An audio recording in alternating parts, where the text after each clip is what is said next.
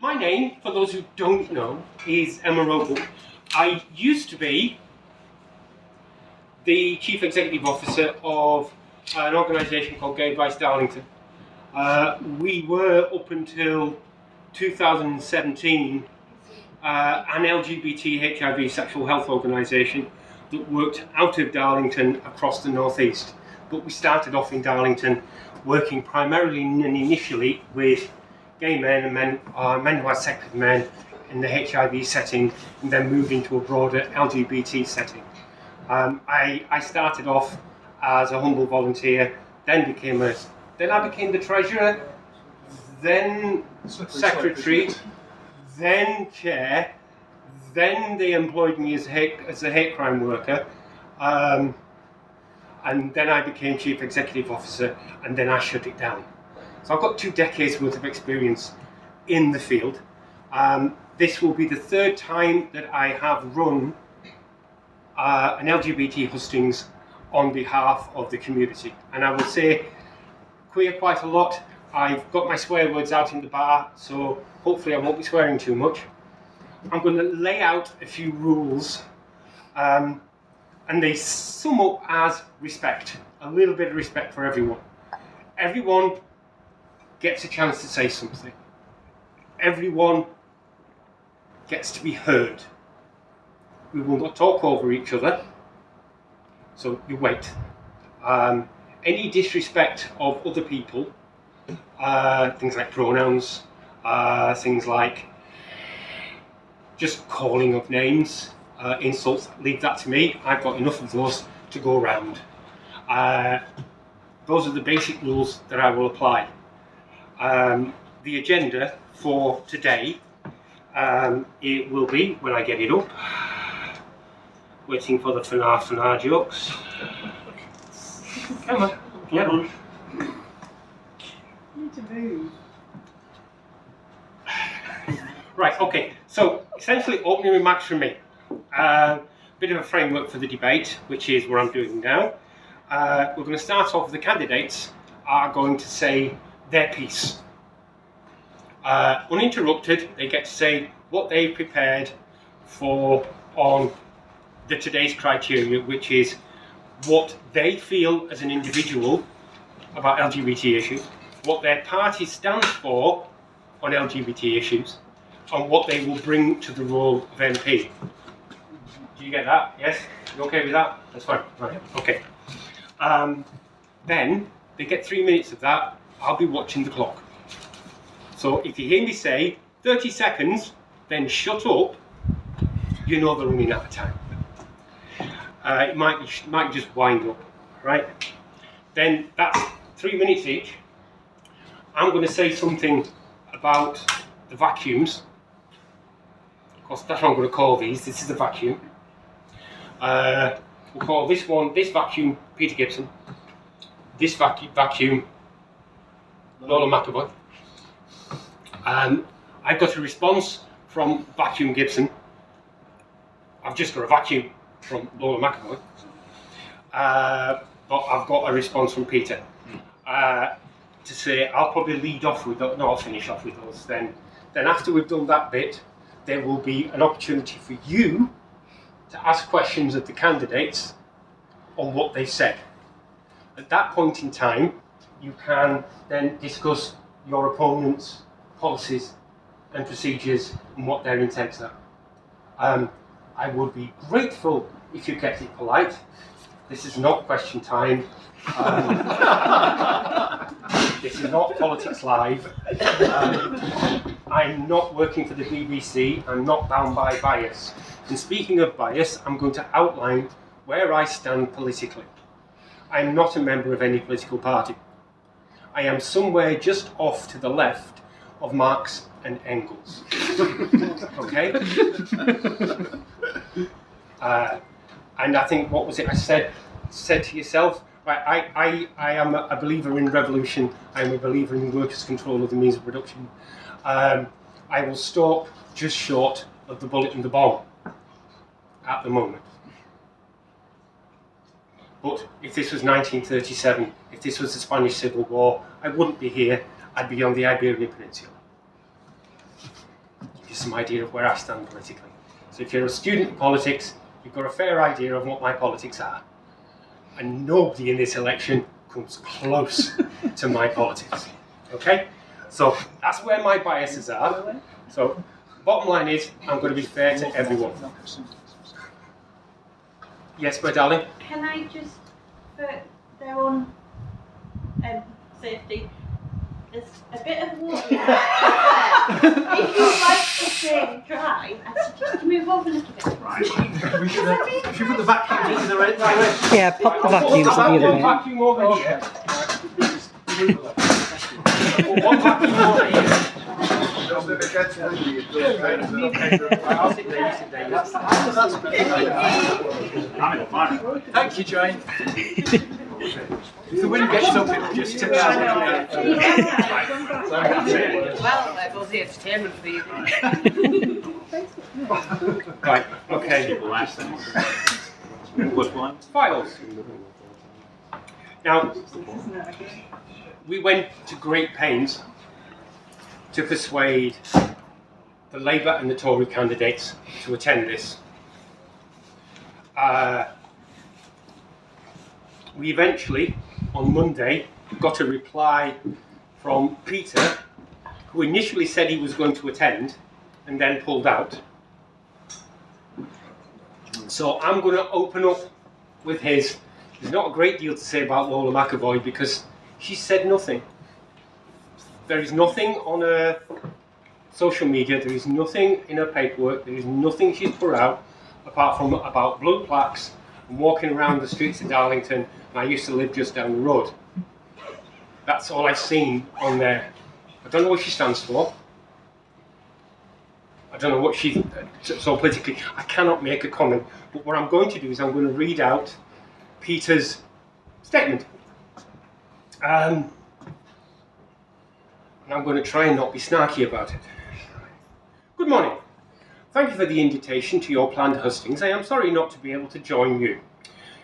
Election campaigns are an incredibly busy time. There are over 45,000 doors to reach and almost 70,000 voters. I am spending as much time as humanly possible getting out onto those doorsteps to speak to people just as I have every week over the last 4.5 years. Sorry. I have agreed to attend one public hustings, which is taking place on Thursday evening at 6:30, and have declined several other invites. I'm going to be asking the other about that later, but there we go. Right. As Darlington's first gay MP and the only gay candidate in Darlington at this election, I believe on that my record on the issues that specifically you speak. I believe that my record on the issues that specifically matter to you speak for themselves. My husband of 16 years, with whom I shared my life for over 30 years, and who is also involved in public services, have both witnessed unprecedented changes in the Conservative Party since the early 1990s. I have been proud to be amongst the group of Conservative MPs who have been championing a ban on the abuse of conversion practices since first being elected to the Parliament. This proved to be a difficult thing to secure, which I remain committed to doing all I can in Parliament to secure it. Indeed, when I resigned my post in government, I referenced the then Prime Minister's lack of progress on that issue. I have worked extremely closely with the Terence Higgins Trust. Do you know who the Terence Higgins Trust are? I'll take general notes. A cause I have supported over many years to help ensure the diagnosis of opt-out HIV testing, which has been groundbreaking in diagnosing unknown cases. I think what he means is late diagnoses in that, but ensuring people are treated, and which will help to deliver our target of zero new transmission by 2030. My party is one that has brought about equal marriage, again something I could challenge you on, because if memory serves, it was carried by the Labour and the Liberal and the Greens and the Scottish National Party, and most of the Tory party didn't vote for it, but that's just on the voting record, so that's a point of fact. And as I recently accepted the highly respected Etherton review, and the PM issued an apology on behalf of the government for the horrendous discrimination prior to 2000.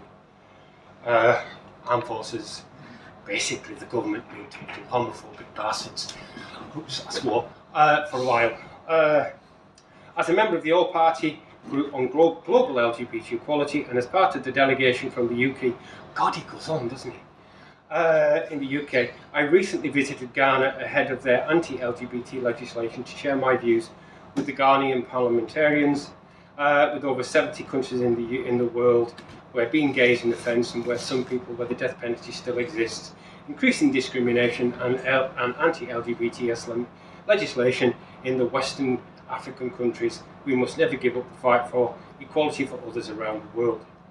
We have also seen reform of fertility precision and the removal of the ban on blood donations by gay men, gay and bisexual men, and men who want sex with men. Over recent years, we have seen dreadful toxic battle over the rights of trans people. Recognising trans people and eliminating discrimination is important. And as a person with trans family members in my own family, I feel very personally. As your MP, I have sought to serve everyone in the community to the best of my ability, respecting their views, but staying true to my values. Should I be re-elected on the 4th of July, I will continue to serve you all in the same way. I'm not going to dissect that. I could, but I'm not. Right. I'm going to have a 30-second silence for Lola McAvoy to hear what she had to say.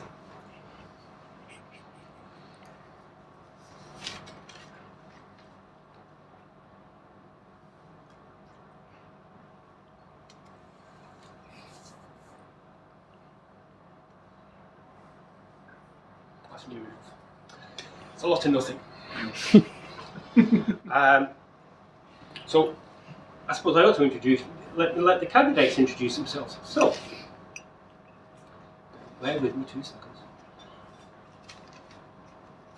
Right, so, today, we don't have Peter, we don't have Lola. We do have Matthew, we do have Simon, and we do have Michael. They're going to introduce themselves, so who wants first dibs? Go on, I'll go first. Right, okay. Matthew, you have, hang on, let me set the clock up.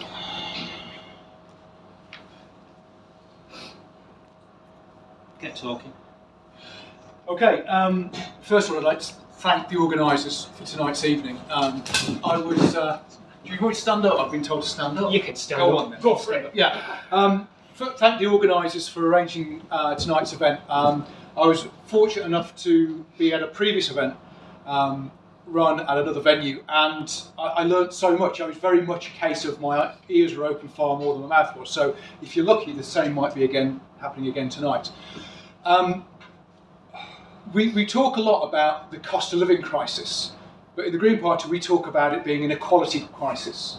So as far as money is concerned, we're far too unequal a country as far as where the money is. We're the 6th richest country on the planet, but where is all the money? When you look around, does it feel like that? When it comes to LGBT rights, we're exactly the same. We want equality. We don't want to favour one group over the other. We mourn the fact that groups in our society who have every right to exist and have existed throughout human history are marginalised, demonised, and I would go as far as almost killed by the state because of the disrespect and the failure to give members of this community the support that they need. So LGBT rights are human rights, and without human rights we're little more than animals. And that's why, as a Green Party, we're proud to have many members of our party who are LGBT. We have a very firm stance on trans rights, that trans men are men, trans women are women, and other gender identities are possible and valid.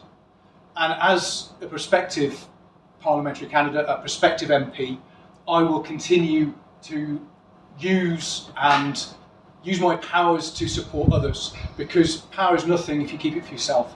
You need to use your ability to influence and change society for those who aren't able to help themselves.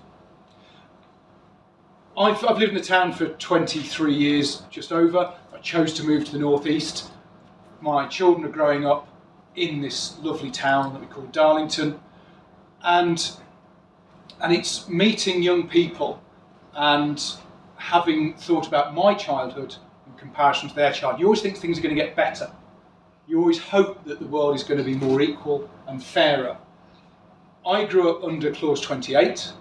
I know teachers who would have been sacked if they'd just mentioned that they were gay.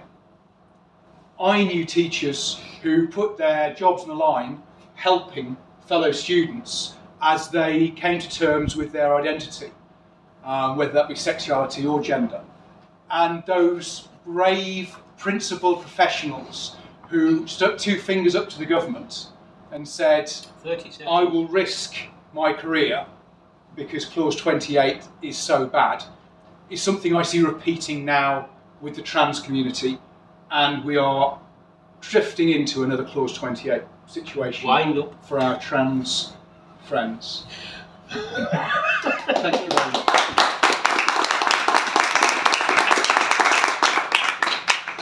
Three minutes is not a long time, is it? I used to joke that it takes me more than 3 minutes to say hello.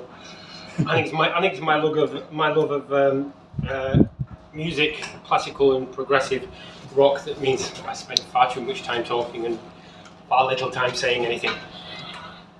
Who wants to go next? Michael? Yeah. Cam? Right, you're off. Hello everybody, my name is Michael Walker. I'm the Reform UK candidate for the general election. Our party doesn't really have very many specific LGBTQ policies, but I'd like to just talk a little bit about me for a second and then talk about the policies that I think would help the community. I'm born and raised in Darlington. I was born in Greenbank Hospital. Then I lived in Clifton Road, went to Skern Park school. I'm not getting naked, it's not really. But yeah, maybe later. And I went to Skern Park primary school. Then I went to Hummersnut. Then I went to Queen Elizabeth Sixth Form College. And at that point, I was introduced to the LGBTQ community in Darlington. And I hope I've been a good ally for that community during my time in Darlington. I then moved to Korea and worked as a teacher in Korea, and I also helped local LGBTQ charities there who are probably experiencing the same kind of discrimination that our community in the UK experienced 50 years ago. So I did my best to try and help the people in Korea. Then I moved back. During that time I was a member of, before that I was a member of the Green Party, then I moved and became a member of the Liberal Party, then I became a member of the Conservative Party, and now I'm a member of the Reform Party. So I do like to spread myself around a little bit. And then, yes, now I'm standing for election, and some of the policies that I think you will like are things like taking the lowest paid out of income tax. I believe that might be something that might be quite useful for people in the audience. Also, we are looking at, as Matthew mentioned, the cost of living. We're trying our hardest to reduce the amount of money that the government takes from your pay packet, which I do believe would be beneficial to you. So we're looking to reduce fuel duty by 20 pence per litre. We're also looking to scrap VAT on energy, which I think will go a long way to helping with the cost of living. Alongside those things, we're also looking to protect young children and safeguard children, and also protect women's rights as well. We're also looking at trying to create a society that respects and cherishes all views in society by making sure that freedom of expression, freedom of speech are respected in this country, so we all have the chance to 30 seconds. Thank you. The chance to voice our opinions without fear of any kind of reprisals. Regarding Darlington itself, if I'm elected as your MP, I'm really looking to bring communities like this together with other communities and starting to try to create or introduce or develop new community centres in the town, because I think that's something that could be beneficial to everybody in this area. I think I may have forgotten things, but you can ask me questions and things like that. Wind up. Thank you very much. So yes, that's me. Thank you very much, and thank you for inviting me as well. Thank you. I should mention that earlier. My pleasure. Thank you. Thank you. last but not least. Well, hopefully not least. We'll soon find out. Good evening, everyone. My name is Simon Thorley. I'm the Liberal Democrat candidate for Darlington MP. It's great to be here this evening. Thanks for inviting me. I'm particularly proud to be standing for the Liberal Democrats because I think our record when it comes to LGBTQ rights is second to none. For many decades we have been at the forefront of expanding, protecting and helping to spread the rights of people across society, but as I said, with a particular focus I think on LGBTQ. We were the driving force behind the 1967 Act, which decriminalised homosexuality amongst men. We were the driving force in the 1970s. We were the first political party to propose Equality Acts, which would have prevented discrimination on grounds of sexuality. Throughout the existence of Section 28, we campaigned against it.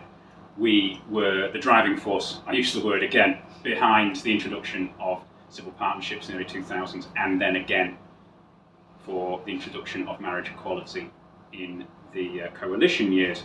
Having said that, there's still work to be done, and I'm also really pleased that what we're proposing in our manifesto this time will continue to protect and extend rights, protect the Human Rights Act, which is under threat from the Conservatives, and our membership of the European Convention on Human Rights, which is also under threat, to extend further recognition to non-binary people, to remove the need for medical certificates for people who want to change their gender legally, and also to, generally speaking, focus much more on the rights of the individual.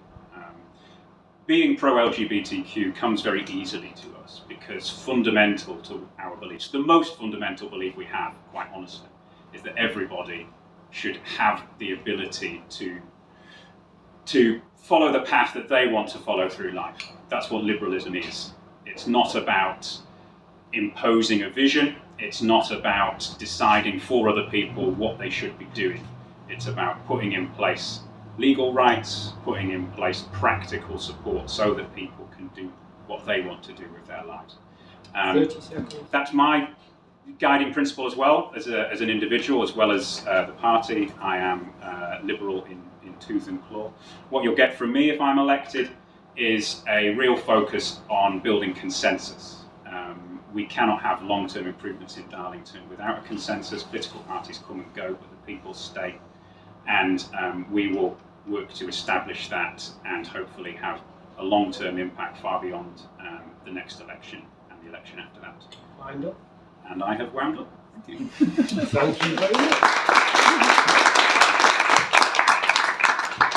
Oh, so remarkably well behaved. That's young. Yeah, oh, absolutely. Right now, they've all said their piece. Now, this is an opportunity for direct interrogation by yourselves, because, I mean, I could start dissecting, but I'm going to resist at the moment. I'm going to open the floor for questions. Now, if you can couch your questions so that all the parties can answer in some shape or form, I'd be grateful, but if you can't, I will then try and edge it in the direction so that they can. So, anybody want to open up the firing shots for the firing squad? Sorry, the panel. Any volunteers want to ask any of them anything? I'm a teacher in Darlington. Yes. And I see every day students being not persecuted, but being bullied, being picked on because of their genders.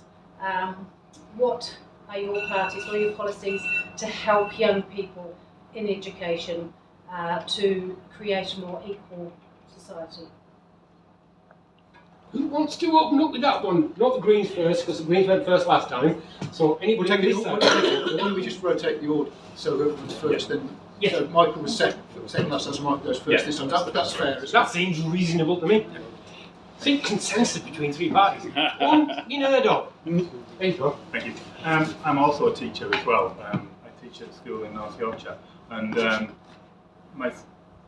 we experience the same issues of bullying there as well. Our party's policy on education is really to give teachers the tools and really to let teachers teach and do what they're meant to do. And when disruptive behaviour that happens or bullying happens in a school, we would expect the schools to take a zero tolerance approach to it and discipline the children who are causing that bullying to that effect. But no matter what the bullying is, no matter if they're making fun of their race, their sexuality or anything like that, that would be exactly how we would go regarding that. At my school, it's a small school, so we can manage it quite well, that kind of bullying, because it is a very small school, and I can only imagine the difficulties there is that are you at a secondary school? Secondary school with large class sizes and large student bodies, it must be very difficult. When I worked in Bishop Auckland, I worked at a school in Bishop Auckland, and yeah, it's teachers need the help. Teachers absolutely need the help, because they've got to teach and then they've got to manage the class and they've got to deal with other issues as well, with social work and all those kind of things. So that's what our party would do, would be to provide the help that's needed to stop that kind of bullying in the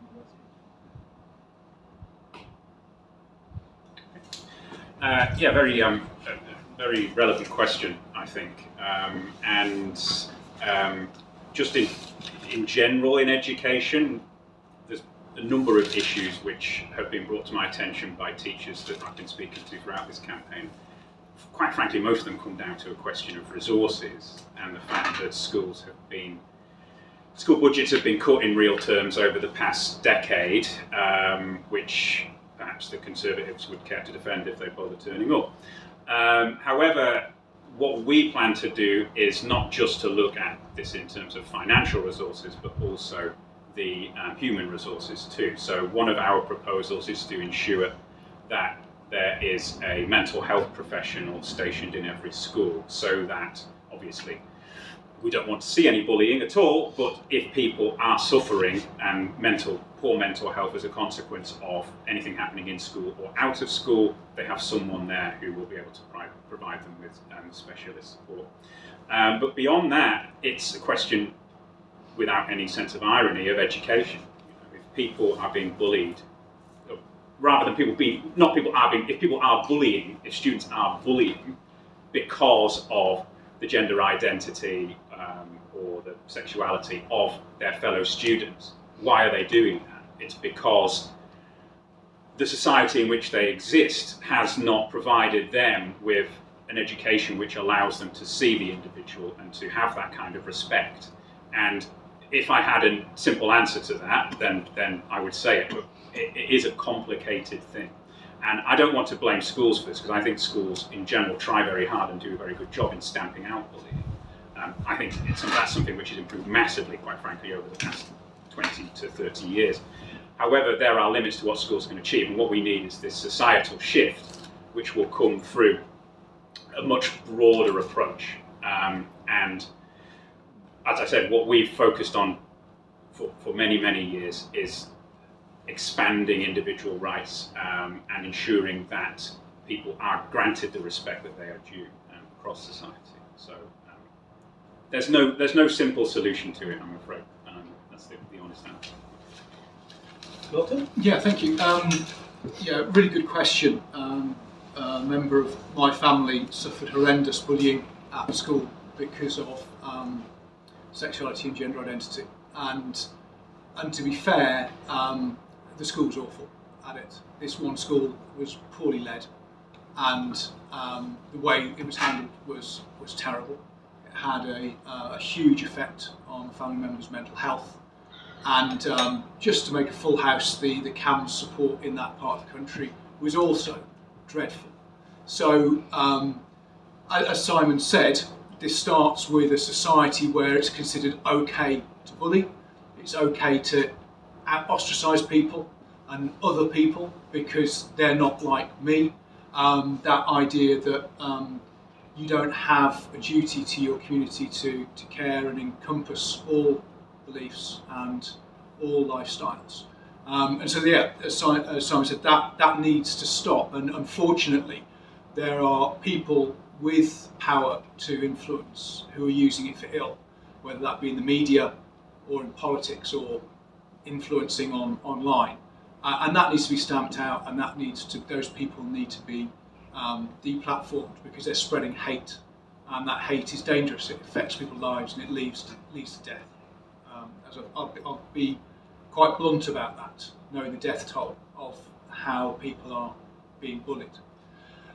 Schools are underfunded massively. The capital funding is poor, so schools are in bad state of affairs. You're working in poor working conditions.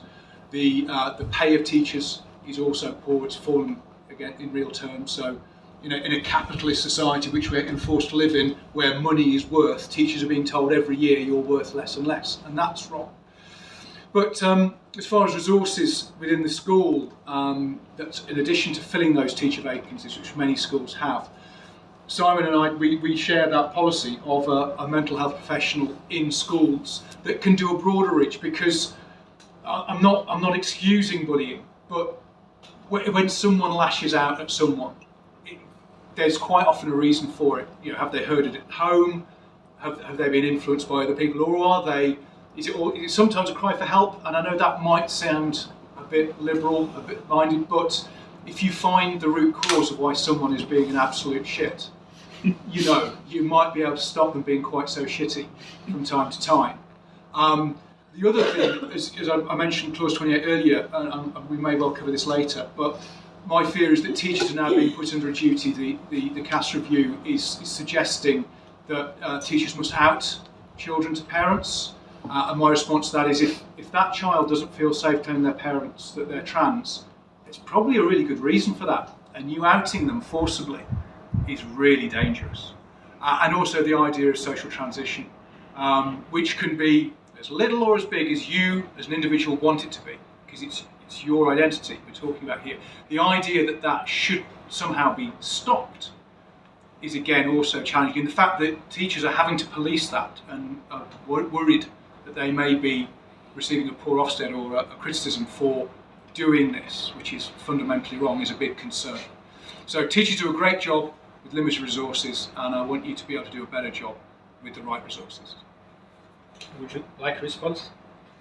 Yeah, I totally understand where everyone's coming from. I'd just like to say, as a teacher, I'm not in it for the pay.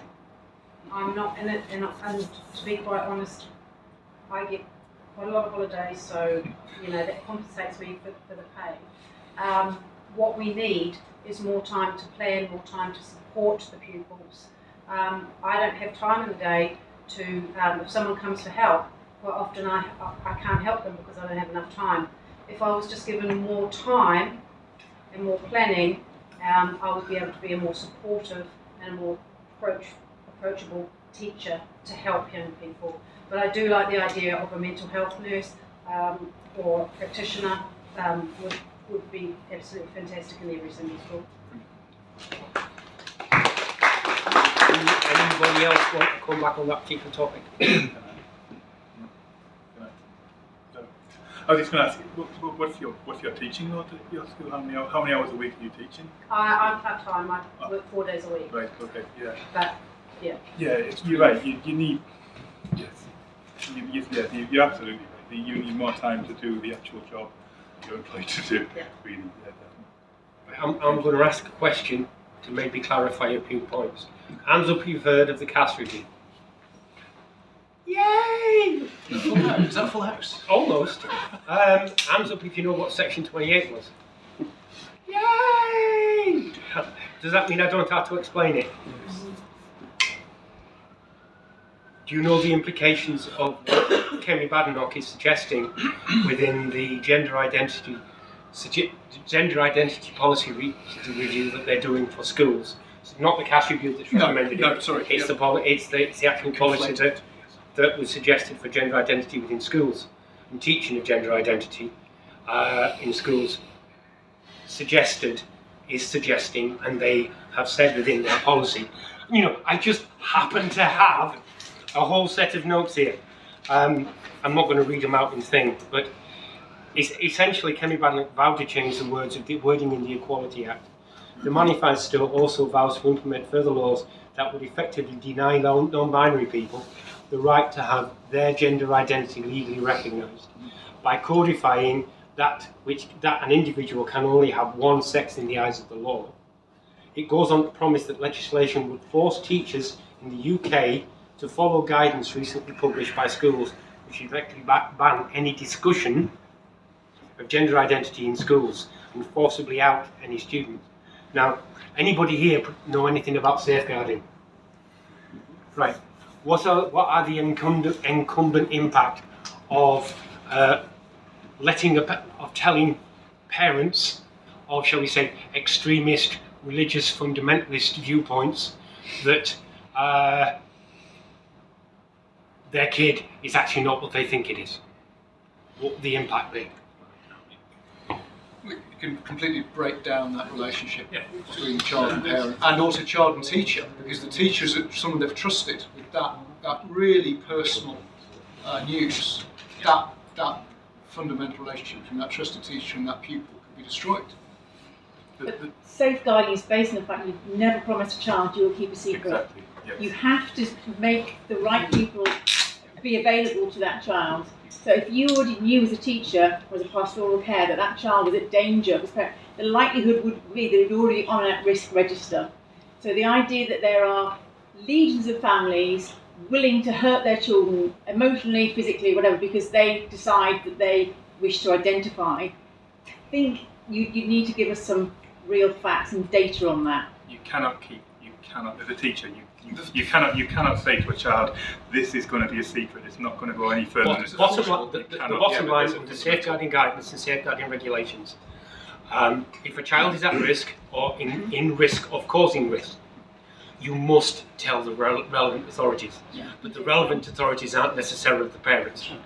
This is not a safeguarding issue, though. You cannot keep a secret with a child and a teacher. Here's an example of a factual account that happened that I actually was heavily involved in a safeguarding review that involved a child being removed from the parents. A child came out to a school, not in Darlington, but somewhere in the northeast, but by sort of Peterlee direction. She came out as a bisexual to a teacher. This was a Catholic school. The teacher went and told the parents. The parents then proceeded to try and get this child dealt with by taking them for therapy. Once this therapy was, this child didn't know what to do. They came for support, and social services intervened because the child was deemed to be in danger from the parents. Mm-hmm. The child went back to that school whilst not with the parents. The members of that child's family then ran over the child in the car. She ended up in a wheelchair because of her sexual orientation at the end of the day. So you've got the at-risk element is true, but you've got to view the way the risk is. The number of kids who turned up on the doorstep of GAD over the years that I worked there, we used to call it the 4 o'clock rule. Friday 4 o'clock, Friday after 4 o'clock, services closed down. We get somebody on the doorstep, bin bag, hold all, I've told my mum and dad I'm gay, and got kicked out. That happened so many times. From Gypsy Roma travellers to families who you thought were really cool and okay. But the fundamental question here is how is that even relevant really to the question of a child telling their teacher that they are perhaps trans or a particular sexuality? Because that is not something which is really anybody's business. And this is where I don't understand why Kemi Badenoch has brought this in at all. Because this isn't the same. She's putting this in the same sort of category as a child disclosing to a teacher that something, untoward has happened in that child's life. Yeah, sexual abuse. She's trying to portray this kind of disclosure, saying to your teacher, I think I might be trans, or whatever it may be, in the same sort of category of saying, I have been abused at home, or I've been abused in my sports team, or whatever it may be. And it's blatantly obvious that that's what Badenoch is trying to do with this proposed legislation. She's trying to equate the two things together. She's trying to see that a teacher confronted by a trans pupil has a problem to deal with. Has a problem to deal with. I better warn the parents about this problem, that their child is trans. Yeah, exactly. Now, if a child was confiding in this and also confided they were worried about how do they come out to their parents, now that is pastoral care, and I could understand that teacher will be able to coach them if they felt that this was something they wanted to do, and like, well, I'm really worried about it. That's pastoral care, but not the first reaction. This is a problem that needs dealing with. I better warn the parents. If you tell me about this, then I am duty bound to tell you. Where's that come from? Well, and it's come from a position, basically, of transphobia, hasn't it? I mean, that this is the new conservative peril, really. That's the perception they have. And it's, to my mind, it's as clear as day what they're trying to achieve with that. And it should be completely resisted at every possible opportunity. What are they trying to achieve? What is Badenoch trying to achieve by doing this? Well, as I said, she's trying to portray being trans, because let's be honest, 30 years ago they focused on they were homophobes, and times have moved, and so they've had to move their prejudices with the times, with a certain degree of irony. And now they're trying to, or Badenoch is trying to present a child or a student, not a young person, it could well be, not a child, saying to their teacher, I think I may be trans, as Matthew said, a problem that needs to be solved. This is a troublesome disclosure. This is potentially a safeguarding issue which the child has disclosed to the teacher. That's what she's trying to present it as, and I fundamentally reject that. Do you not think your own prejudices are clouding your judgment? Can't hear what you're saying, Michael. Sorry, do you not think your own prejudices are clouding your judgment on what you think she's saying? Because from what you just read out, I didn't take all of that. Why do you think this duty is being proposed for teachers? No idea. I'm not telling you that much. I have no idea. Well, I said, why do you think? No idea. You've got no idea. No idea. But you think I'm prejudiced. No, I'm just asking you a question. I think I have an opinion. You don't have an opinion on it. This isn't a discussion, is it? It's like you have an opinion. I've outlined my opinion. I think that they have moved. I think they have moved from being homophobes, and they were homophobes. This is a matter of absolute fact. The Conservative Party in the 1990s, 1980s, however far you want to go back, they were homophobes, and they've been forced to move with the times. And to give Peter his due, thank you, Peter, for turning up today, there have been members within the Conservative Party who have pushed that forward, and that should be recognised. And society as a whole has moved so far. You know, in my lifetime, which isn't that long, we have seen an absolute revolution in terms of gay rights. But my concern is that the dog whistle power of transphobia is being used by a cohort that are worried they're going to lose control, because it's all about control and power. And so they're trying to, again, what you do, you create a fear, you create anger, you create suspicion, and then say, once you've created it, but I'm the solution for that one. You know, like so many other prejudices, rally round my flag, you're worried by this thing I've just told you to be worried about. That to me implies a degree of planning which I think is it's innate within the modus operandi of the Conservative Party to create those pressure points.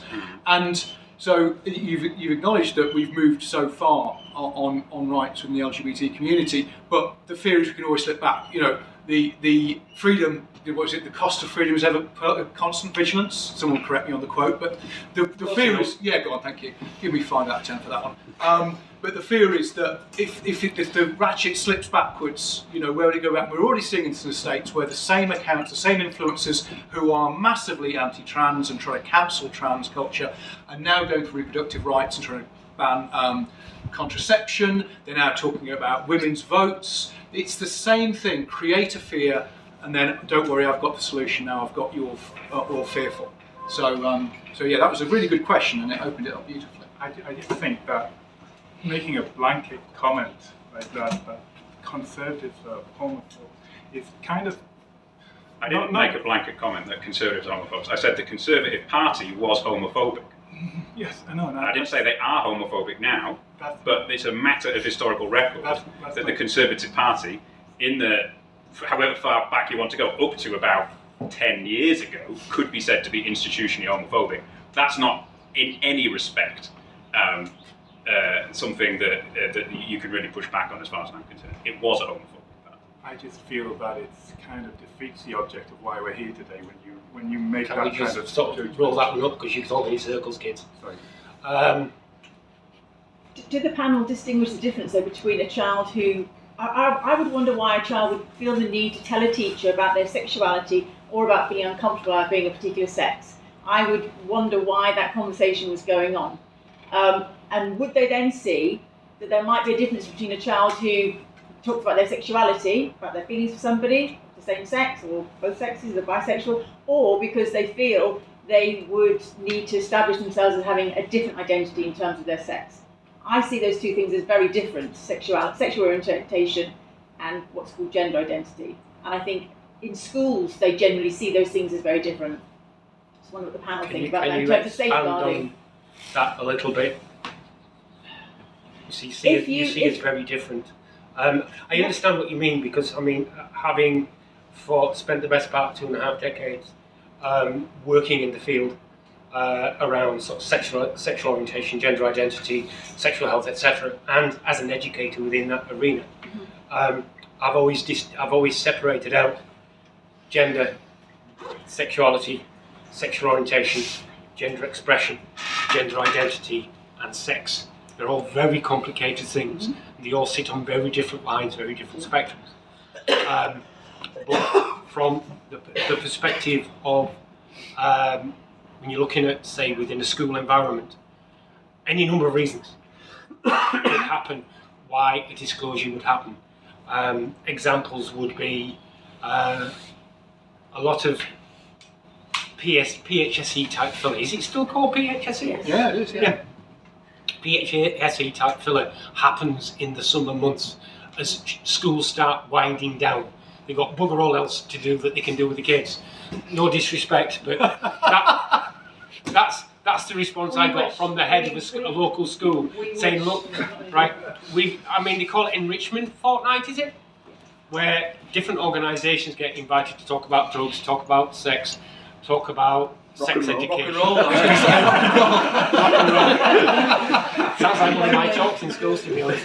I was brought in on a number of occasions to certain schools to talk around homophobic bullying, transphobic bullying, sexual orientation, gender identity, and quite frequently what would happen after a session that I'd run, and I'd end up, I don't defend you being victim of one of mine, but I would do 20 kids, 30 minutes, 6 times in a day.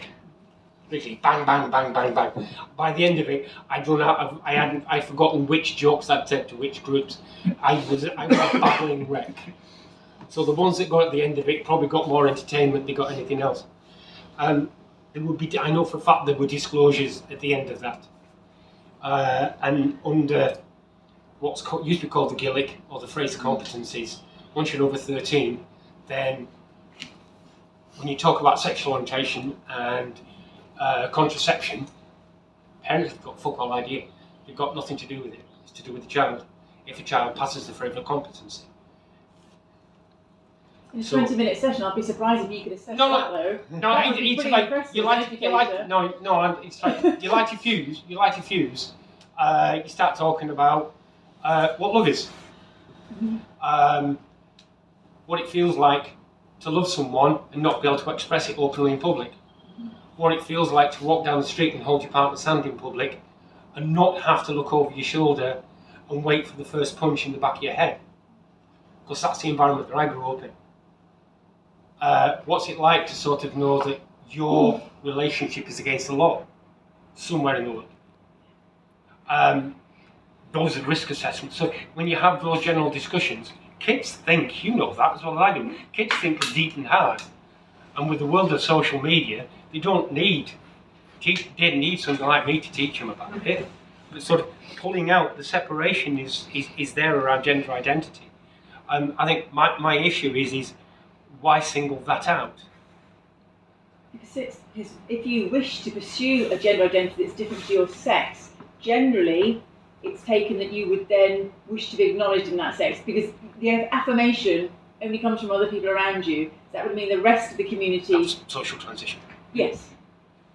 That could be a safeguarding issue for a child if a parent wasn't involved in it. Maybe the child actually was actually very autistic and their point of reference was not in gender identity, but they've become confused.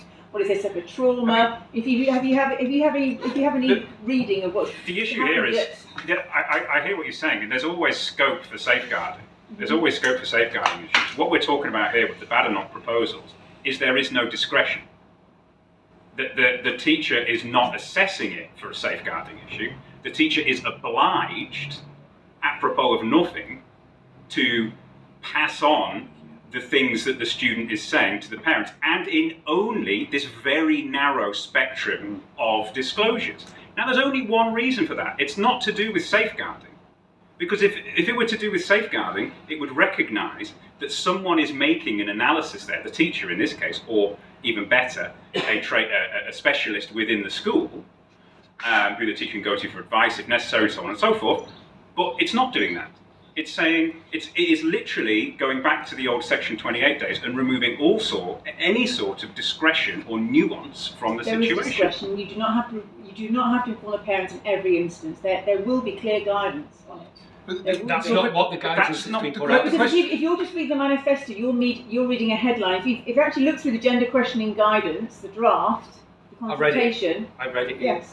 I've read the CAS review as well. It still has not been decided on. It might never be decided on if the Conservative Party don't and the Labour don't. The question you asked was why would. Sorry, the question you asked was why would a child disclose that to a teacher? That shows we've got really good pastoral care in teaching, that there's that bond. They see the teacher as a reasonable and reliable person to talk to. That conversation does not necessarily need to be a call for help. That conversation does not need to be a need to act.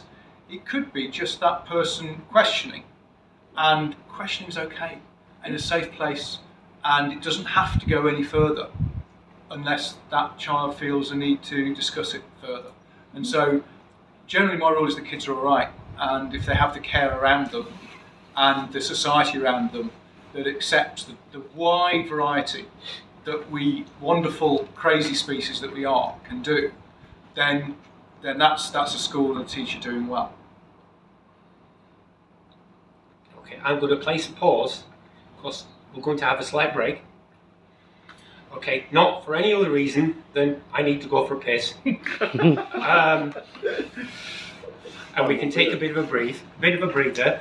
If you have a question that you want to ask and you don't want to ask it, there are pieces of paper that you can ask and pass on to Jane, and she will do that. Now, I want to thank Jane and Phoenix Trans, because they're the people that have done the legwork for this. I'm the gobshite at the front doing the talking, okay? So I'm the one who gets the punches, they get the glory, because they're the ones that have organised this, okay? I'm just the gobshite. So I need to go to Kazi. Come for breaks time, get yourself a bevy, whatever. Are we all revived, refreshed? And have people buggered off that buggered off needed to? Yeah. So he's cold. Now, what we've got here is an opportunity for community questions. Now, you may or may not be aware, but an awful lot of the community have said, right, okay, is this a safe place to be? Are we safe to come here? Which actually speaks volumes about the state of the nation as it stands now. I was reading an article online last night, this morning, about 3 o'clock to be brutally honest. The United Nations Women's Council have made a statement about the nature of the gender critical movement. They've also, the Special Rapporteur last year made a statement about concerns about the human rights of LGBTQIA people within the UK as a situation now. And as a country that as little as 6 years ago, was in the top 2 nations for LGBT rights and equal rights and human rights, sat at the top. We've sort of gone down a very slippery slope to going down to be almost, not at the bottom, but we've really dropped down in terms of the scale to the point where the Court of Human Rights, where the United Nations, we're being scrutinised for not being what we should be. I mean, I'll ask a question. What does it mean to be British to the world outside? Depends where you live. Right. I'll quote some of my American friends. Right? It's all fair, jolly good, fair play. Let's all join in and be jolly decent to each other and whatever. Pip. That's the image that we portray outside. And to be honest, when Americans come over here and find out that we all don't talk like Dick Van Dyke and Mary Poppins, Nobody speaks like Vic. No. Yes. And we all live in castles and such things as that. But the concerns are, I mean, since I left Gate Vice Darlington and closed it down, and my heart was broken by that, because I got the job that I was born for, and that was taken away from me by the fact that funding cuts had been hacked and slashed. Local authorities had lost 50% of their funding within a 6-year period, and they'd made decisions, and they always make the easier decisions, and apparently HIV gay men's services were an easy service to cut, equalities was an easy service to cut, youth services an easy service to cut. So the incumbent thing is, we're now living in a situation, in a culture whereby people are frightened of kids. There are no kids services. Where are the kids services? They're talking about let's invest in kids now. Why did they cut them in the first place? I've been around too long and I've seen the same circle. I became able to vote the year that Thatcher came to government. That's how old I am. To be fair, they did bail out the banks, and you have to make these choices. They did choose to keep the banks going, didn't they? I'd have done what Iceland would have done. Right? Yeah. What Iceland Yes. did. I'd have put the bankers in fucking prison. Because instead of giving the guy who was in charge of RBS, who was one of the prime fucking movers. You heard of too big to fail? It was too big to jail. That was the Yeah, a friend of mine wrote a song about that. Right, now I've got a bunch of questions. Now, are there anybody here with questions? Like, I know somebody else's question. Like, you go for it, Ethan. I want to swing us to the NHS a little bit. So I'm senior management for a private hospital company, but we're governed by the NHS. We're governed by NHS policy because we can't set our own, because we're not governed by Are you governed by the NHS constitution?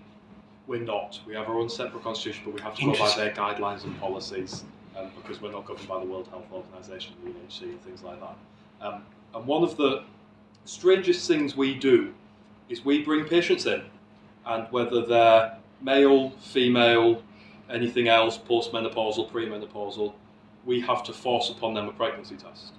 And there's other systems like this that kind of deny people the opportunity to express themselves and say, well, no, I can't be pregnant, or no, this isn't my identity, and they have to identify by the standard sexes. I want to know what the other parties would do to kind of help healthcare work to remove that prejudice, where you can tell us, yes, I was born a female, but I don't identify like that, our systems don't work like that. Please don't force a pregnancy test on me. Please don't force me to tell you this, because this is information that isn't kept to the doctors. It goes as high as me, and I'm essentially an admin. Would be like I said to the doctor when they sent me for my asked for my very first cervical smear at the age of 35. I had to point out that I have not got a cervix, I've never had a cervix, and I'm never likely to grow one. Yes, and that's information we have to force out of people. And I know it happens in NHS facilities, and I don't personally think that's right. I'd like to know how anybody would care to reform healthcare so that we're not asking stupid questions that are making us look like fools and making people feel uncomfortable. So, right. Please word that in a way that I am looking for a way to put that into something less specific, more or less specific. I'm on 3 hours sleep. I really can't make things vague. You're a youngster. You should be able to run on an hour's sleep. Sleep at work. That's what it's for. But essentially, You go to union if you're working too many hours, mate. Privatisation. You know union, huh? I do. I'm his agent. On industry. okay. I mean, so in terms of right, are we not talking about equalities questions? Are we talking about healthcare questions? Making healthcare accessible for people of the community is essentially what I want to know, how they want to do it, because it's Okay, we'll start with accessible healthcare for the community without stupid questions, and whatever stupid questions there may be pertaining to. Go. Yeah. Go. You said it sounds like just a classic case of NHS bureaucracy, really, more than anything else. That it's quite hidebound in terms of you must follow this particular process. This is the process, and it must be followed because it is the process, and that's all there is to it. Basically. The issue is, as a private healthcare provider, we are a business, so we can't set our own health policies. Mm-hmm. We have to be governed by what the NHS tells us to do. Which So if what you're saying is, if you were doing this same service in the NHS, you'd be following the same process, right? So we just charge them for it. Yeah, so it's not that you're private that's the issue; it's the policy, and then you're having to follow it as well. But the problem is that anybody is having to do this, whether NHS or private. I think the question of the NHS bureaucracy is one as old as the NHS, quite honestly, and I don't really see this as being fundamentally different from any other aspects relating to that. I can understand why guidelines like this are in place, at least theoretically. Obviously, it would depend on the precise medical circumstances under discussion, which I'm not going to claim to have any expertise on whatsoever. But it sounds like it just requires a little bit of flexibility and discretion being applied to the people on the front line who actually are the ones posing these questions on a case-by-case basis, right? I mean, I don't think anyone can say, well, it's always got to be this way, or it's never got to be this way. It has to be based on some sort of understanding that the people posing these questions are doing it for a good reason, but perhaps they should have some additional discretion over what it is they're saying. Is that something which can be implemented easily? Probably not, quite honestly. I mean, you're dealing with a very large organisation that has rules, and it has rules to ensure consistency of service. And one of the great advantages of the NHS, it has downsides as well, let's not sugarcoat it, but one of the great advantages of the NHS is it is able to provide services on scale because it standardises. And so if you start chipping away at that, it's going to introduce additional cost, and that's all got to be paid for one way or the other. So I don't really have a succinct answer to that. I don't think there is a simple answer to it, but ultimately I, as a liberal, would always say, let's judge each case as much as possible on a case-by-case basis and have some discretion built into the system there, rather than a one-size-fits-all kind of approach. I'm not going to claim any deep insight or knowledge, but thank you for the question. As Simon said, we've got an NHS that operates at scale, and in order to do that, practitioners need to have confidence that they are safe following the rules. For two reasons. One, for professional reasons, if those rules protect them, because that means that they are following the correct procedure, that's great, and it needs to protect, obviously, the patient as well. And so we really need to come down to a harms reduction. Everything needs to look at the harms that following them or not following them may produce. We've already talked about opt-out HIV testing briefly in your introduction there. And why was that introduced? And that was from a harms reduction basis. It was a very sound reason that came in.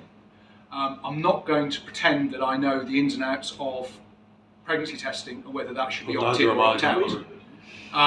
But it's a case of, should we blindly trust a decision made by the NHS on a certain date in the past and never change it? Of course not.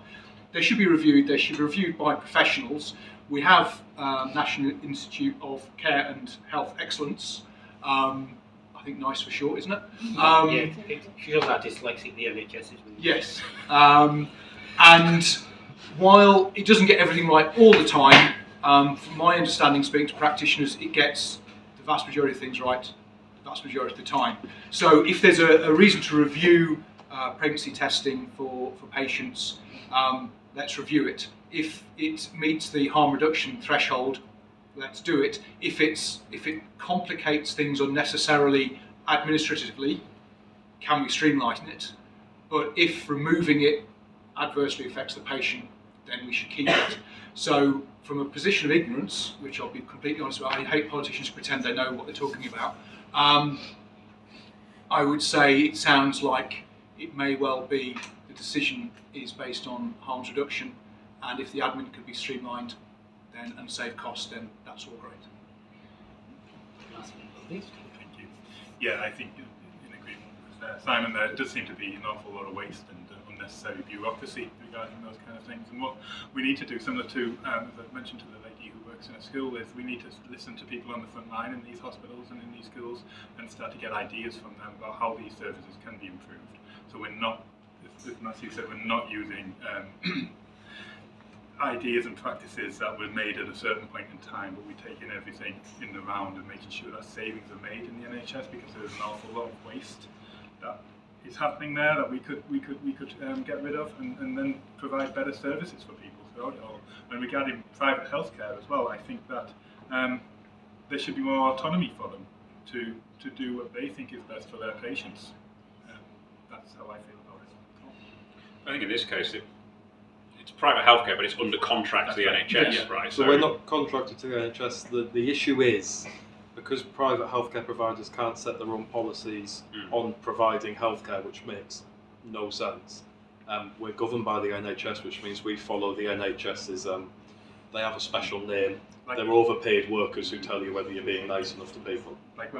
Their rules on whether or not we're being equal, whether we're being fair, which I don't know if there's any nurses here tonight, leads to a pile of paperwork like this before you can even talk to a patient. You work in healthcare? Yes. Do you understand what I'm on about? You get 600 sheets of paper before you can go and talk to your patient. Yeah. Well, it must be a certain healthcare. So we have piles and piles of paperwork because before we can even touch them, we have to tick NHS guidelines. We have to tick our own policies.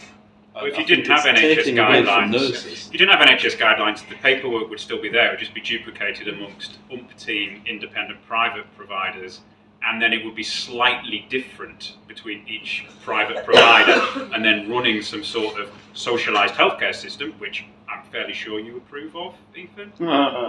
So, if you're not really into just having healthcare for people, regardless of their ability to pay, then yes, I can understand why getting rid of all of what you would call the bureaucracy surrounding healthcare might be attractive. If you love paperwork, we should go to the American system, because they're reams of paperwork. Well, not just the American system, and also not just the American system, the French system. And also the accountants and the insurance companies and the loss adjusters and all that kind of thing, and the $100 charge for being handed your baby that appears on the bill. I mean, that's great for paperwork. The NHS, it's a bit like democracy, isn't it? It's the worst possible system for healthcare, apart from all the others which are worse. You know. Well, I don't know about that. Yeah. Doesn't really make a great deal of sense. What was Taiwan's healthcare? Right, okay, we'll move on from that one. We'll talk about that. Right, come on, question about that. It's similar, I think. You're talking about the privatisation of more NHS services. A lot of the NHS services are run by the numeration system.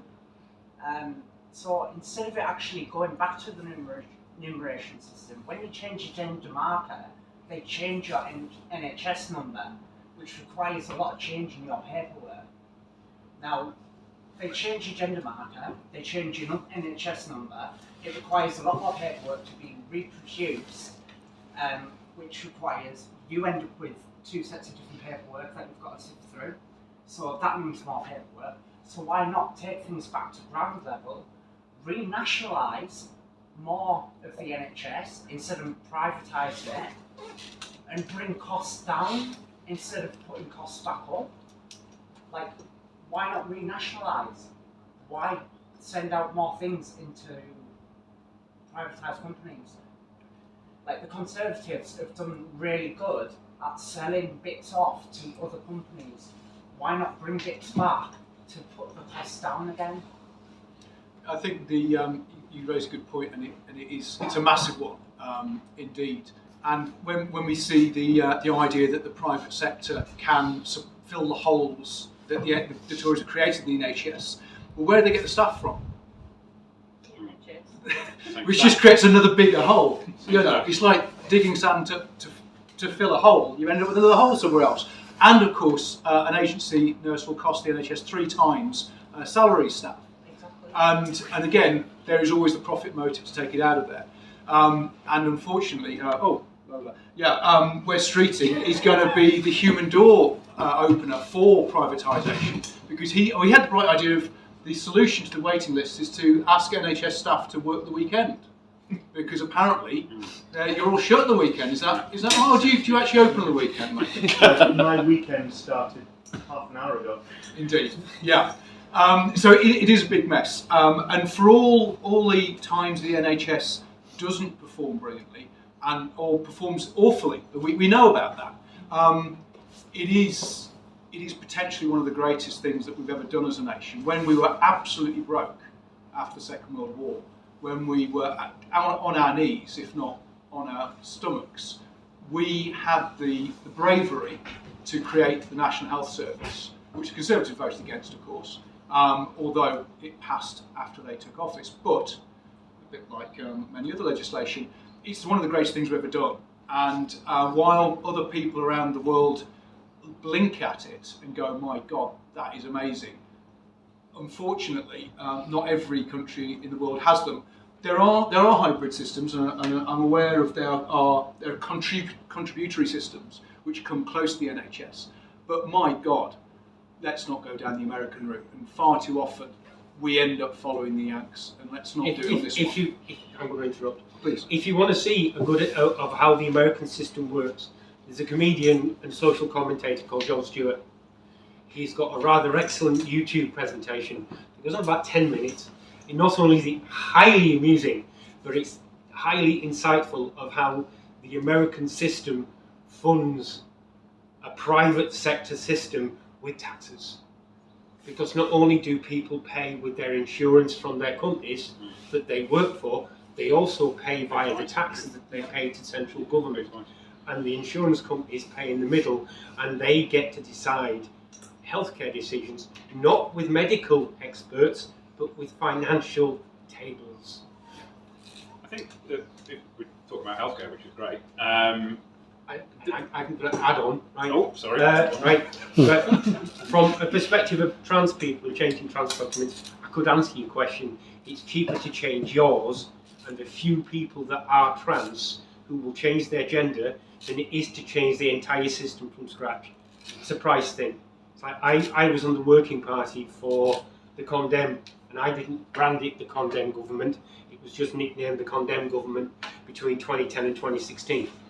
I was on the working group that did the work around the Census for Sexual Orientation questions and the questions around inclusivity within, when you're talking about, you call daft questions, you ask men whether they're pregnant or not, but you don't know whether that person's trans or not. They might have a vagina, they might have a fetus sat in there waiting to grow. Just because they're got a beard and a pot belly doesn't mean it's a pot belly. It might be a little human being waiting to come through. Kind of thing. But right now, within the NHS, did you know that the North East Gender Service has closed its waiting lists? Yeah. Not extended them, closed them. They closed them, is it 2 years ago? last August, wasn't it? Yeah. The waiting list got to 2.5 years. Yes, and Yeah. they had a number of people that they've allowed to drop in, but they're taking no new patients. At all. Manchester or Nottingham, I think. Yeah. The National Clinic for Trans Kids, Tavistock, which had a clinic at Leeds and a clinic in London, was closed. The government said they were going to put in a replacement service, regional services. The regional services said to the government, don't do it yet, we're not ready. The Tavistock is now closed. Now the regional centres ready? No! Right, that's beside the point. Right, another question. Have you got one? I think it might have You've got that look in your eye. I think it would have been answered actually. Doesn't matter.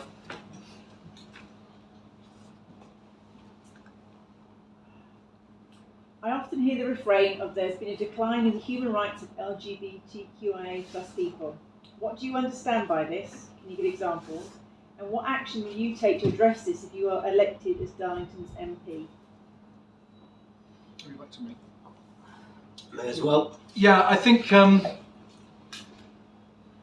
the fundamental rights to enjoy your life and to not be oppressed, not to be discriminated against, is what we fundamentally come down to. Those core human rights that Britain helped draft after the war, and much respect we were for it, and the fact that we now decided that human rights are obstacle to running an economy and making money and getting your own way is a real concern for me. If you remember the post office scandal, how did those submasters get justice? They used Human Rights Act. It is a breakwater against tyranny. And let's remember, it's not a pie. It's not a pie. Someone getting a bigger slice of rights doesn't mean you get a smaller slice of rights. And sometimes, someone's rights might make you feel a bit uncomfortable sometimes. And we're on to that thing about freedom of expression, and with that about religious expression. I'm an atheist. I don't mind people having religious faith. I don't mind people having a creed, or no creed in the case of Quakers. It's as long as they don't make a demand that infringes on my rights. So as far as the trans community, and I've said this before, my fear is the ratchet is starting to go back the other way. And all the battles we had to get us to where we are now, that the rhetoric that is being deployed by people who are worried they're going to lose power and lose influence, that's the fear of going back. And that the Badenoch and what she's been saying is, for me, is that opening of the seal, and I'm really prepared to say we cannot row back on that one. We've made great progress, and the fear is that when we see, again, we talk about the United States, the people lining up behind the anti-trans community to be anti-birth control, to be anti-women's rights, and that is really, really concerning, because I have complete I'll never say I have complete understanding, but I have spoken to people who are genuinely worried about the loss of women's rights when trans rights are also there. And I can understand the tension, and I understand the fear, because women's rights were a huge battle. Women died to get women's rights, and they must not be lost either. But the idea that it's either or can never be right. And so the bastion of standing against the erosion of those rights. So your question about giving examples of, I'm not going to give you chapter and verse. I wouldn't be able to give you particular case examples of cases, but the idea that if Badenoch gets her way, we will see the erosion of trans rights. And the fact that we have at least one, or I think two parties saying that they don't believe that we should be a signatory of universal human rights, is setting the table for removal of people's rights without any recourse to prevent that happening. That was almost an answer. Yeah, when there's any hatred or discrimination against any group of people or individuals, it should be completely called out and stamped out as well, and we should do everything we can to stop that hate and that hatred and the violence that people suffer from happening. And I feel deeply about this, because these things affect all of us, whether we're a member of a community that's threatened or whether we're not. We all live in the same society. We have to hope that that society is the kindest and nicest society that we could possibly have in this world. So I agree with that. I also think as well that we should make sure that there's accurate reporting of any hate crime incidents that happen in this country as well, so we can have a good idea of where the problems are, what the problems are, and how we can fix them as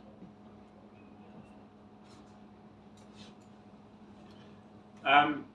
Yeah, I think just to push back on the premise a little bit, I don't really see LGBTQIA rights as some distinct form of rights. You know, human rights are human rights, and this is something which we as a party have been very explicit about for a very long time. Rights apply to everybody equally, and they don't. And I feel it's important to mention this because it perhaps makes us distinct from the other parties. Rights do not accrue to communities. Rights belong to individuals. Communities do not have rights. Individuals have rights. Individuals have the right to live their lives in the way that they want to live them, and the rights are there to specifically prevent anybody from stopping any other individual from doing that.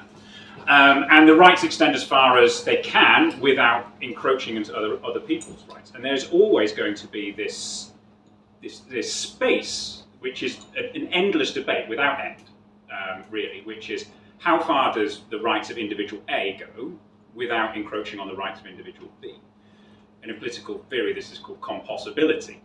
And as I said, it isn't something which has an answer. It is a debate, and it is something which is political.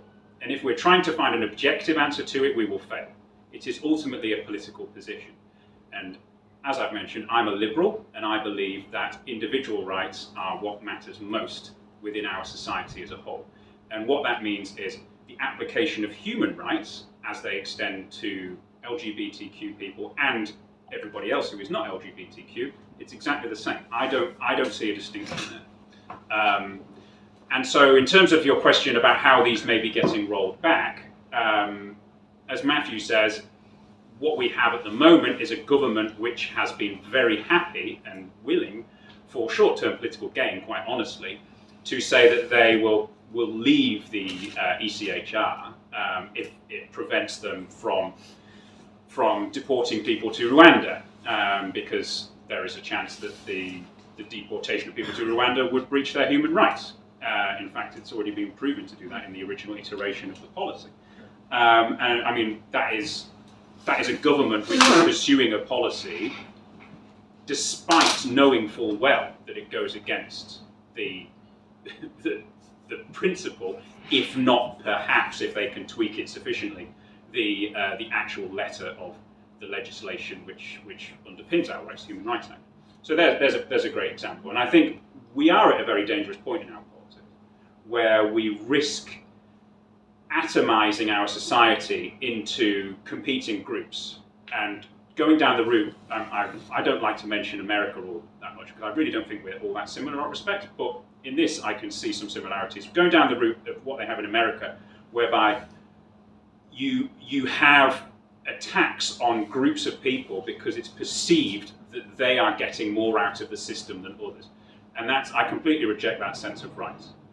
I think rights, as I said, individual thing, and that is what should be enforced rigorously by legal frameworks.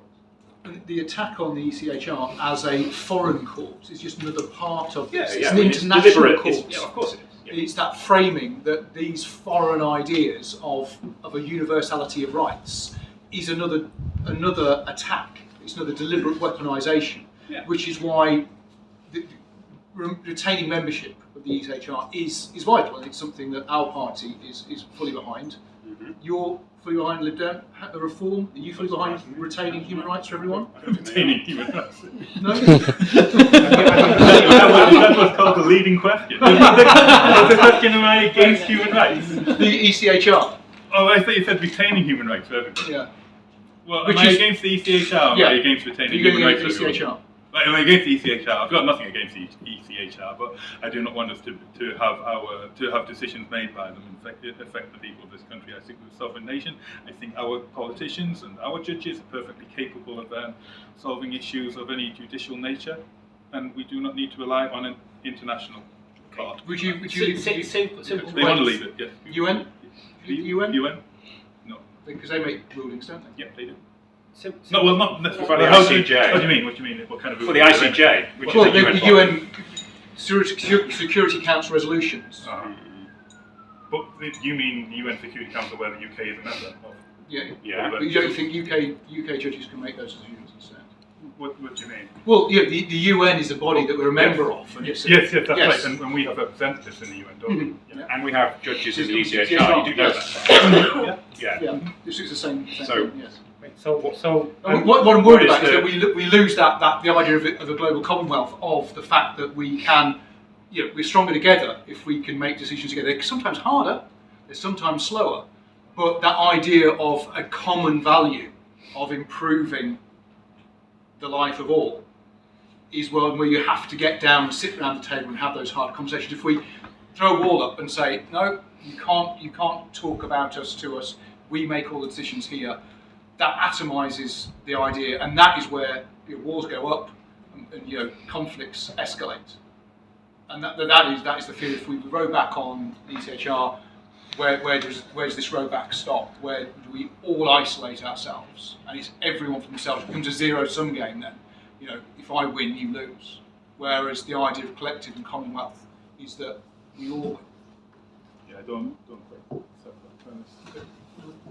Oh, by the way, I am absolutely for human rights, if that was just in case people didn't get that. Yes, all of them.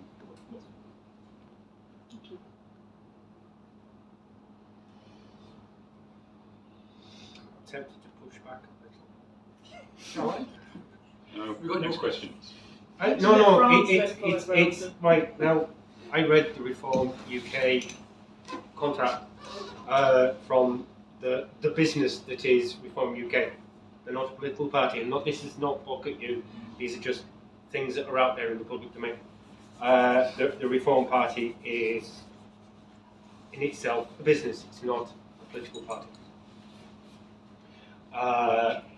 Now, in their contract with you, their policy, they have stated there are 2 sexes and 2 genders.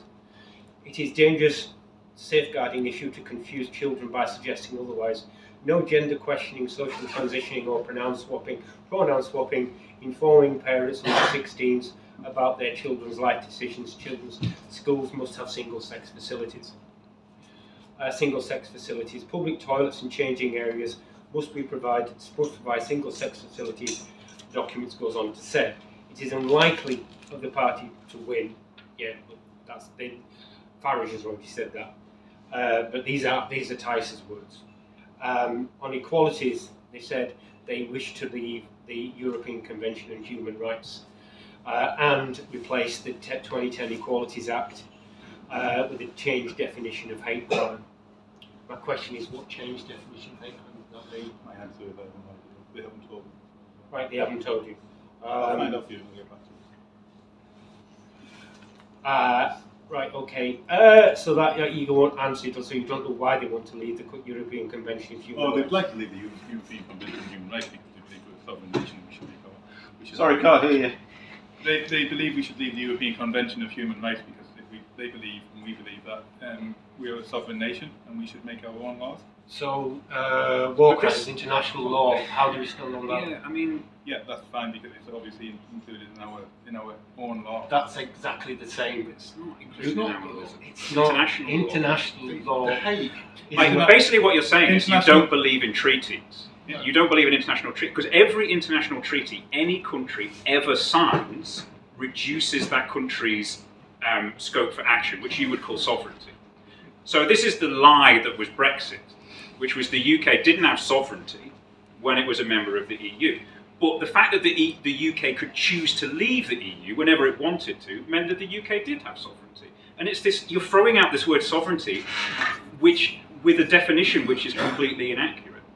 The ECHR in no way undermines UK sovereignty because the UK has decided to join it. The UK is a sovereign body which has decided to join it. So how can it possibly undermine UK sovereignty when the UK is a voluntary member of the jurisdiction of the European Convention on Human Rights? How do these two things fit together in your mind?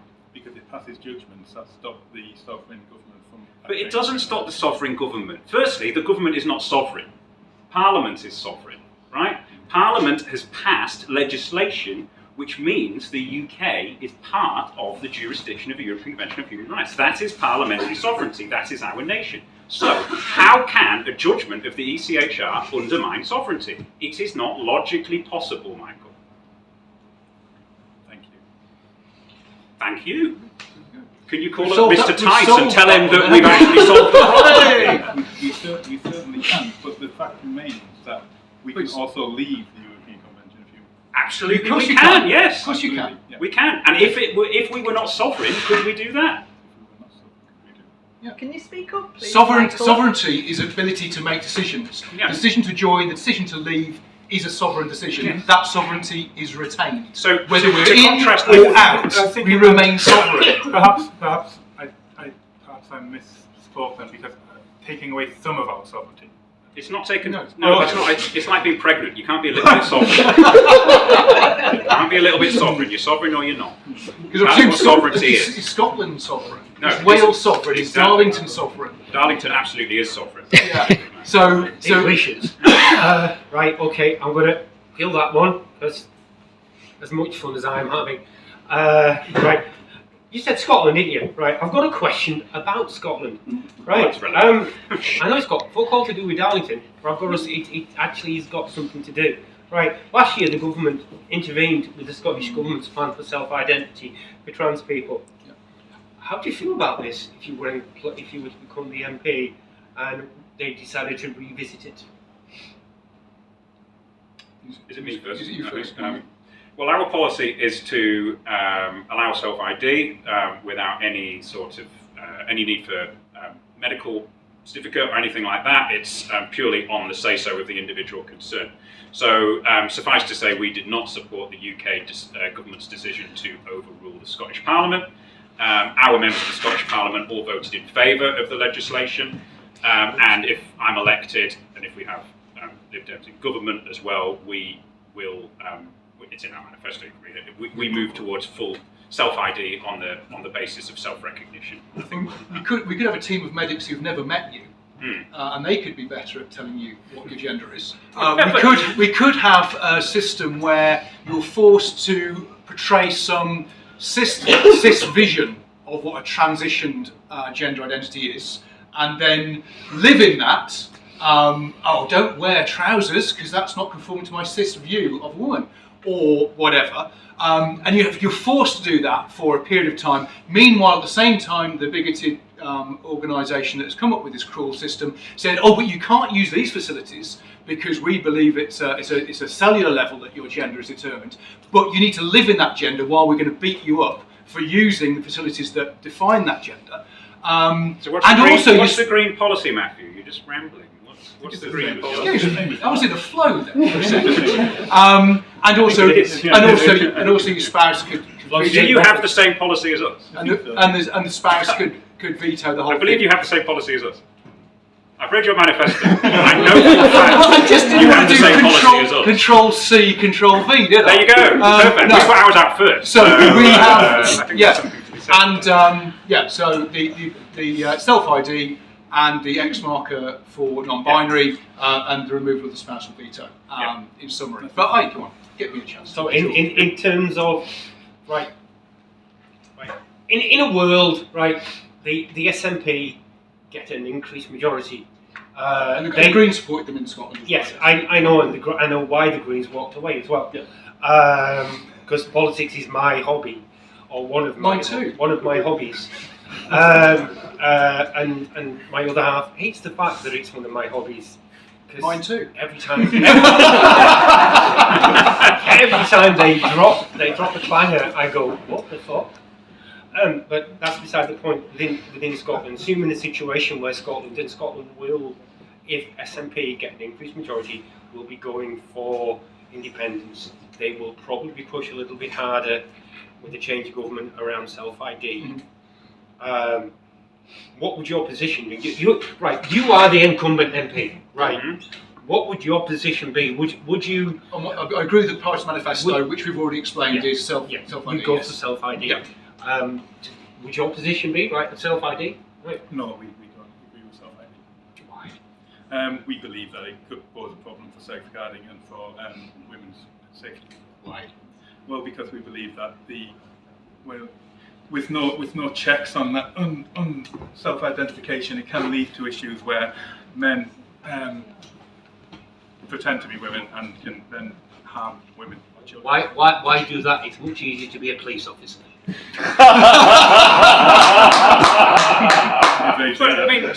men have been abusing women for generations. Men don't need to pretend to be women. Do you know how many cases there have been of men pretending to be women going into toilets and perpetrating harm on women? I imagine one is too many. Right. How many? Is one too many or no? Is any too many? Right. Too many. But the bottom line is... Because I believe that if it's one, then that woman or child who suffered, that's terrible. But you're going to check gender on the way in. We should put in place safeguarding procedures. What does changing a gender registration have to do with that? You're going to have genetic checks that they told you no. Thumbprints, you know. XY. XXY. What am I going to do? The entire position here, it seems to, like the Reform position and the Conservative position seems to be that trans people were invented at some point in the past 10 years. Are you going to tell us what we think again? Well, you're saying that the changing, well, you tell me, right? You're saying that this legal change, right, would make it more likely or make it easier for a man who would want to abuse women to do so, right? And you've given the example of toilets. Now, but there are other places what as well, exactly, under the current legislation, the current framework that we live in this country, what would prevent a man from doing that as things currently stand? And what on earth would a legal change in someone's gender, what difference does it? It makes no difference, Michael. It literally makes no difference to the facts on the ground. There are examples of men going into female-only spaces pretending to be women. Yes, I'm sure there are. Under But the what current does the legislation. legal change make? What difference does the it make? current legislation, which is in place now, where you have the medics I described earlier before Simon interrupted me because I was in my flow. The current legal system that we have now, which we would like to reform, for and these perpetrators do attack women. Have they been stopped by the current legal system? No, they haven't. Exactly. What would your legal system of ignoring? What would your changes bring forward, and that would stop that? What legal changes? Because I believe you, Michael, that you want to protect women and girls against violence, and I want to protect them as well, and men and boys against violence as well, and rabbits or whatever. But you are going to propose something that's going to improve the situation and prevent violence against women and girls. And what is that change you're proposing? The idea about safeguarding is you put in place procedures that make it less likely for these issues to happen. Brilliant. And what is your procedure you're putting in place? Now, by taking away the idea of self-identification, that makes it less likely for men to carry out these offences. No, but what are you putting in place to stop it Why? happening? You must have a solution. What is your solution to stop it happening? To stop men attacking women. Can I let you into a little secret? Yes. Right, okay. Yeah. Hands up. I've got a couple of hands. I've got a slight response, and I'll come to 1, 2, 3. Brilliant. Right, because I'm aware. Right, right. I transitioned, and I lived a 50-50 role. Bear in mind, this is my daughter here.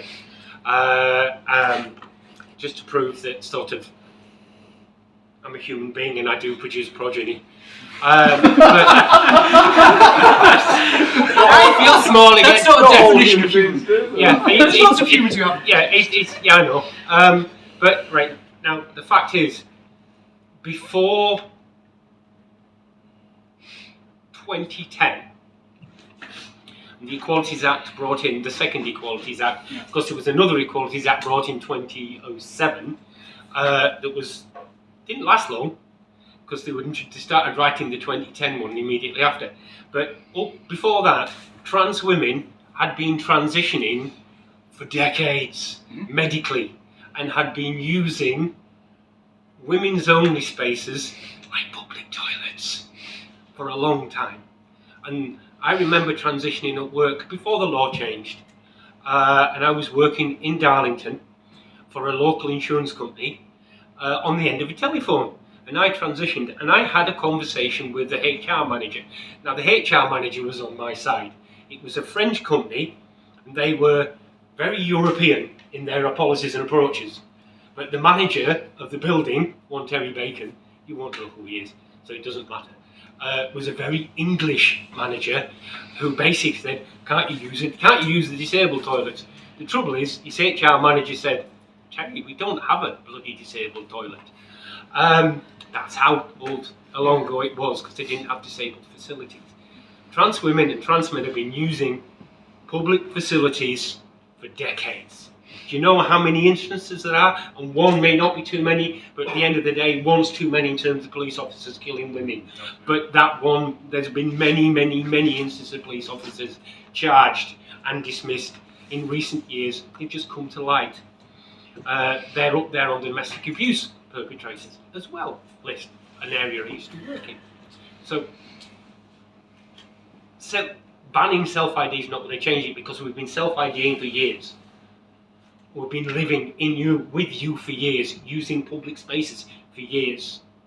It was only when it was codified in law that people started getting paranoid and fretful, and it became then a dog whistle mechanism by which certain political parties, normally from the right wing, with especially fundamentalist Christian and fundamentalist religious backgrounds, leveraging individuals within their criteria. And that was a question I was going to ask, but we're getting really close to the end. So I'm going to go to, right, you put your hand up first, you. You see, you weren't ready for that, were you? You're not quick enough, come on. Sorry, I've listened to what you've said and I find a few flaws in your argument. I'm just curious as to how you're going to apply to them. Firstly, when it comes to the issue of opposing self-ID on safeguarding grounds, I kind of understand the logic, but I disagree for a couple of reasons. Firstly, safeguarding is about harm reduction. If you to say you can't self-ID, therefore a trans woman can't use a female facility, that puts her in a facility with me. Statistically, I am more likely to be a threat to the safety of a transgender woman than a transgender woman is to the safety of a cisgender woman. Secondly, it also means that any man, a cisgender man, could pretend to be a transgender man in order to access the female space that transgender men would be pushed into. So does that not undermine the entire argument? Because some transgender men look pretty butch and as masculine as I do, or more so. I grew this myself, by the way. Your first point, yeah, so this is what I agree with, and I think that it's not just about protecting women, it's not just about protecting children, it's about protecting everybody. So in that first scenario, I would feel like we need to have some kind of dialogue about how we can protect trans people as well as women, as well as children. So in that respect, I would absolutely try to have some kind of engagement or dialogue with you to how best we could work around that, because there are many people in this society who are worried about this. And we've got to take their concerns as well as your concerns and try to come to some agreement on this issue. Because if we don't listen to each other, if we don't talk to each other, then we're not going to get anywhere. So I would absolutely agree with your thesis there and try to work out how we can work around that and come to some solution. I don't think there's any quick fixes regarding this, because there is a section of society that is worried about this. And we can't just forget about them. We have to take their concerns on board. Second one, cis man going into a cis man pretending to be a transgender man going into a women's space as a transgder man, because i.e. the opposite of what generally, yeah. Again, the same thing, the same answer would probably come across there, that we've got to look at how best we can help everybody and protect everybody in that situation. That's what we've got to do. It shouldn't be this idea of people thinking that they're against other groups in society. We should be looking at how to protect everybody in society, and also to give everybody the rights that they have and that they freely deserve. But we've got to find a way around that, because we can't just think in one section, we've got to look at it in a whole and try to help everybody and try to make sure everybody feels safe. That's where I'm coming from regarding those things. Sorry if I didn't answer your question very well. Half answered it. Thank you. But my point being is the majority of people feel safe the majority of the time, as far as I can tell, when using public spaces, even if they're gendered. So can there not be an argument made that people are allowed to use their own common sense and use the facility which they feel suits their situation, and see the gender marker on a door to a bathroom as a suggestion open to interpretation rather than a command? Yeah. I think as well regarding bathrooms, that's a very kind of it's a very easy point for me to put out there. But there are other women-only, female-only spaces that do need to make sure they remain women-only. There is only one, and that's domestic abuse. That's domestic abuse refuges, and those refuges have safeguarding policies that cover that already. That's great. Yeah. We have 2 more questions. And again, the trans women are at greater risk than this women. Right? Okay. So I saw 2 hands over there. If you start bringing this in as a law, what's going to, how are you going to police it to start with, and what's going to stop vigilantes from trying to get on board it and trying to police it themselves and actually hurting somebody? Yeah. Bringing what in, sorry, as well? This sex space rather than gender space. Yeah. If you try to bring this in and try to police it, what's going to stop a vigilante from doing it and actually hurt somebody by trying to police it themselves? Well, like everything like that, we've got to make sure that we prevent those things from happening, so that the situation you talk about there doesn't occur. And then that's through policing and through people in these refuges and these shelters from getting together and making sure that those situations don't happen in the way that we've been talking about. But in regards to what you say, how do we stop any kind of crime happening? It's a difficult situation really to get it going. I mean, how do we stop shoplifting? How do we do other things like that? We've got to make sure that as a society we understand that there are people in this society who are worried about things. Trans people, straight people, gay people, all kinds of people are worried, and we've got to make sure that all voices are heard regarding this and make sure that everybody is protected. I mean, the crucial issue though with what you're talking about here is it wasn't a problem until right-wing political parties made it a problem. It was a problem on purpose. I mean, I find it very difficult to talk about because I'm not female, so I find it very difficult to voice what women have told me about this situation. It's a hint. There's more than just trans females. As well. Yeah, we should non-binary as well. But regarding what you said there about it not being a problem, I feel like I don't like it when men say that about what women are feeling. If women are telling me that there is a problem with that, then as an MP, or hopefully to become an MP, we've got to listen to these people. We can't just say, oh, well, it's only a problem now because far-right people are involved. That's so lazy. Well, I mean, you can't say that if it's true. But you can't ignore these women who feel that way, can you? Yeah. Well, no. It's not a question of ignoring people the way people feel. It's a question of looking at the consequences, right? The consequences of either allowing everybody to live their lives in the way that they want to live them, or to come in, as you propose to do, as a political party, and enforce people to live their lives in particular boxes, regardless. No, that's literally what you're saying. You've literally said that. You're saying that's what your manifesto says. You're saying that regardless of the distress that may cause individual human beings, that is what they have to do because you have decided that is what their life should be. So you say about listening. So these two things are not equal. We're not talking about two equal political positions here. This is, as I said before, it's politics, right? This isn't about objective right and wrong. We're having a debate here, right? We have different visions for what the country should be like. And quite frankly, the idea that you can say, well, we should just respect everyone and all the rest of it, when you're coming in here and saying, no, actually, we have decided, and we see this in your education policy as well, where you said you're going to mandate what you call patriotic education, right? again, right, I'm gonna. We can talk about that. Just gonna pull that up. Right. You just touched on it slightly, but what I was going to say was, is domestic violence is actually right. You do not need, a man does not need to dress up as a woman to abuse another woman. Mm-hmm. And also, why are you focusing on trans women? Why is it always, it's not just like you said, it's not just trans women. Yeah.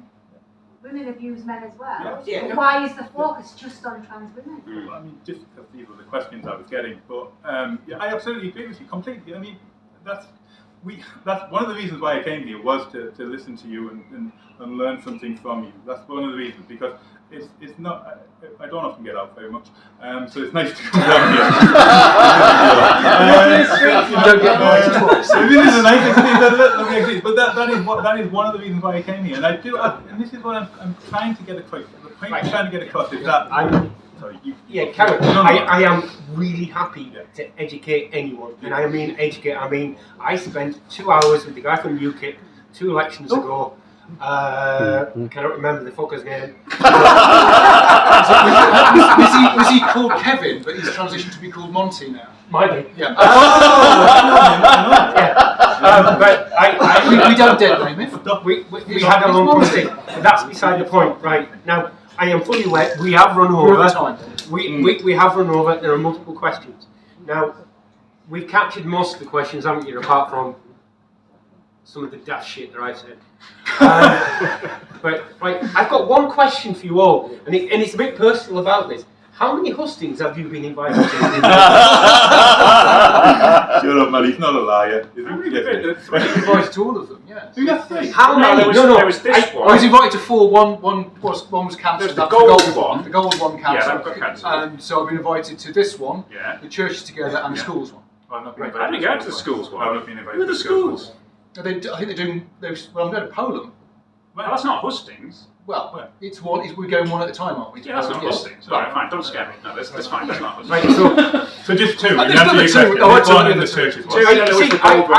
I remember back in the day that sort of there was a race one. There was one on environment one, churches, the environment one.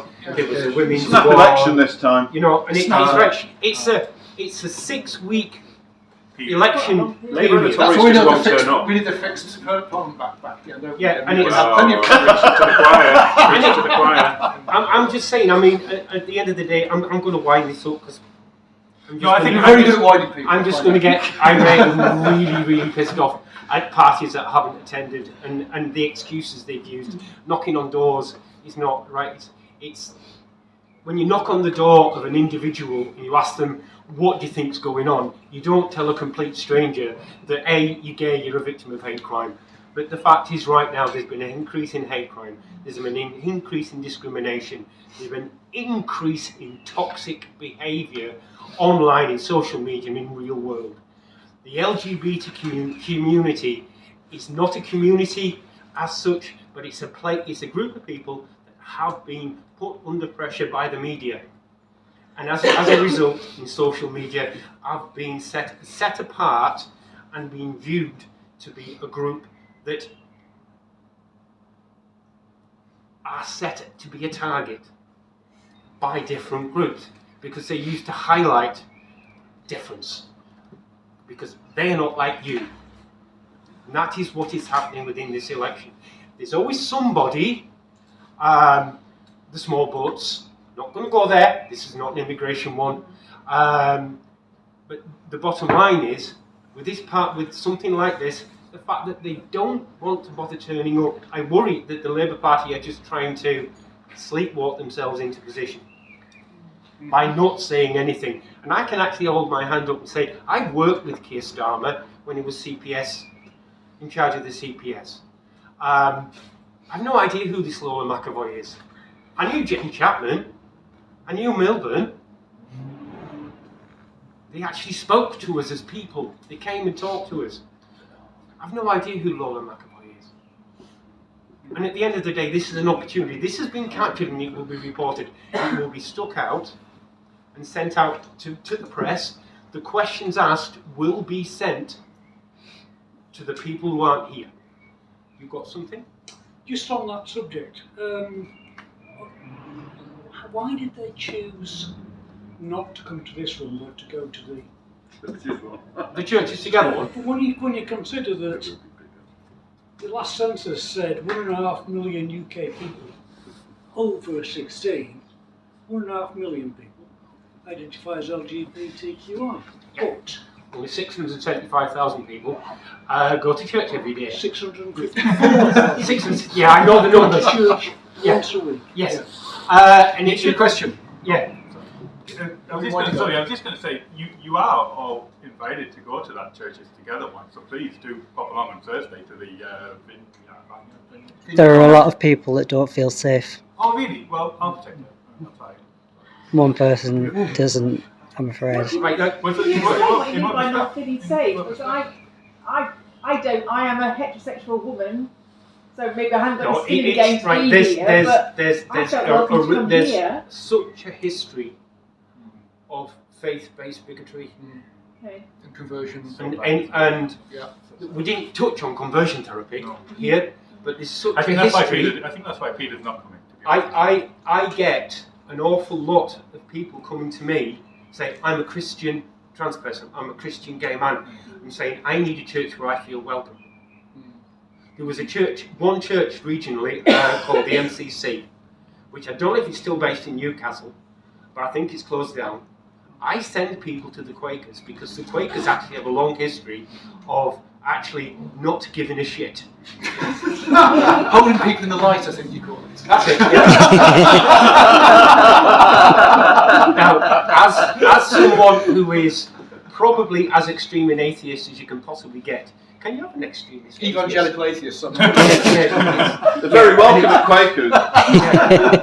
Yes, quite possibly. I mean, a lot of my friends are Quakers. I mean, wherever, and a lot of my friends are priests, bizarrely enough, from various faiths, because it's almost like saying, we want to get your soul. No, you fucking not, because I've not got one.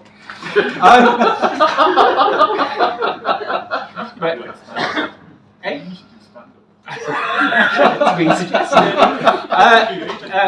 Right. Now, this has been messy ending. I'm not very good at endings. But Jane's got a comment. I've got another question, but I will email it to you all. It's about prisons. So I will email you that. There's a kettle of fish. Yes, that's too much to unpack right now. But I will email it to you all. Could you send me answers back? And if anybody else has any questions that you haven't got asked today, I'm more than happy to answer by email. And absolutely, they'll be available to answer you. Now, thank you. I was going to say, can we have a round of applause for people organising?